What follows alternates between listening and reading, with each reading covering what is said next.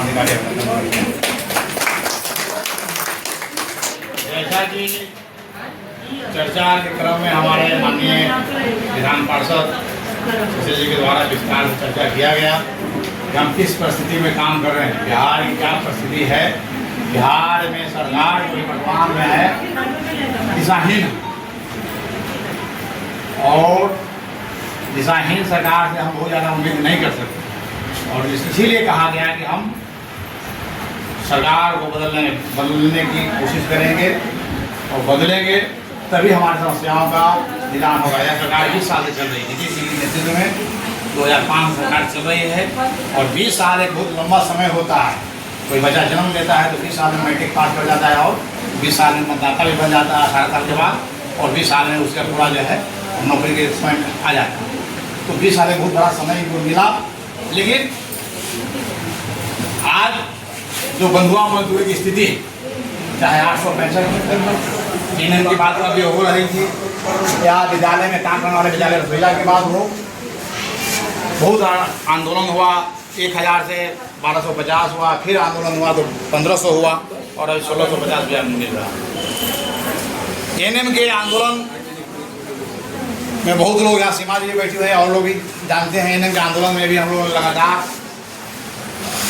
उस मेन भूमिका में रहा। FRS के विरोध में 77 दिन का वेतन अभी जब्त है। उसके साथ साथ उसके पहले भी कई दिन का वेतन बंद हुआ है।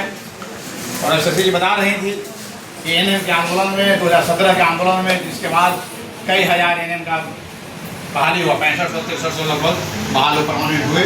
बहाली में हम लोगों ने लड़ाई लड़ा, कई FIR 3 FIR हम पर हुआ, और हम जेल भी गए 5 दिन के लिए, जेल से छूटे 5 दिन के बाद। वो लड़ाई चलते रहती है। लेकिन यह जो आप सोचते हैं कि क्रांति हुआ आज और कल हमको उसको पूरा फायदा मिलेगा, परसों से क्रांति नहीं करना पड़ेगा, यह भुलावे में नहीं रहना है। हमको आजीवन क्रांति करना होगा, लगातार संघर्ष में रहना है, अपने हक हकों के लिए लगातार आंदोलन में रहना है।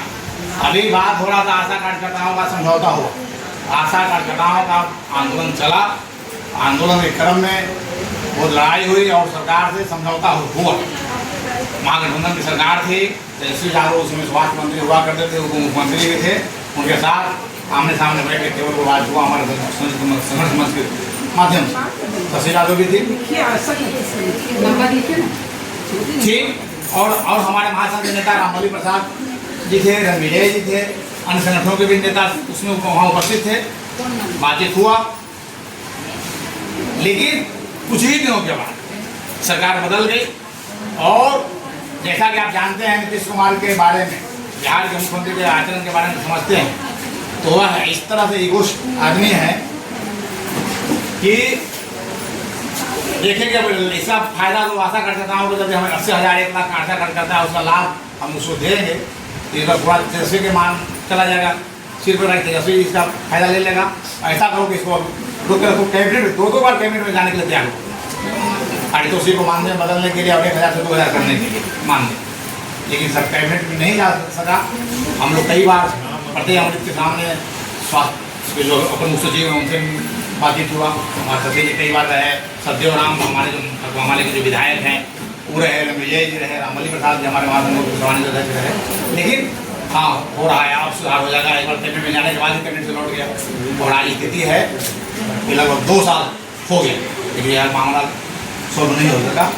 और जब भी मिलते हैं, जब भी अपन मुख्यमंत्री से मिला जाता है, बातचीत होता है, अगला 1 महीने के अंदर में हो जाएगा।